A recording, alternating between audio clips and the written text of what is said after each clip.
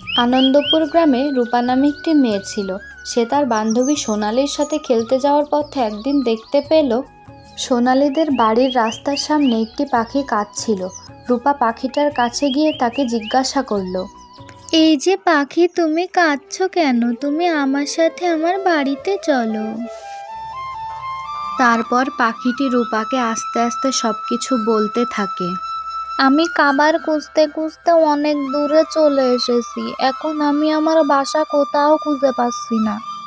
তুমি চিন্তা করো না, আমি আর আমার বান্ধবী সোনালি তোমার বাসা খুঁজতে তোমাকে সাহায্য করব। এদিকে আজ রূপা খেলতে যায়নি বলে সোনালী তার কাছে যাচ্ছিল। রূপাদের বাড়ি যাওয়ার পথে সোনালী কিছু একটা দেখতে পেল। এখানে পাখির বাসাটা কবে হলো?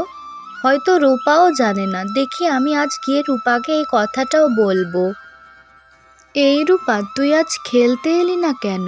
আর জানিস, তোর বাড়ি আসার পথে আমি একটা গাছে দেখলাম একটা পাখির বাসা হয়েছে, তাতে অনেকগুলো ডিম রয়েছে। আর এখানে এই পাখিটা কোথা থেকে এলো রূপা?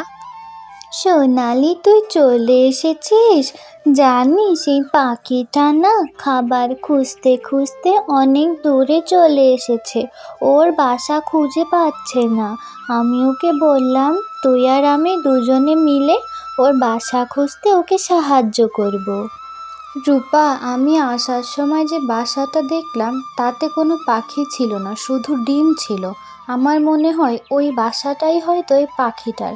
চল আমরা দুজনে ওকে ওই বাসাটাই নিয়ে যাই, ওর বাসা হলে তো ও পেয়ে যাবে। তোমায় বলেছিলাম না, তুমি কোনো চিন্তা করো না।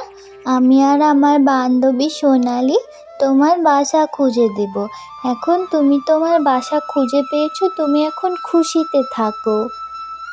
তোমাদের দুজনকে অসংখ্য ধন্যবাদ। তোমরা যদি আমার বাসা খুঁজে না দিতে তাহলে আমি আমার বাসা খুঁজেই পেতাম না।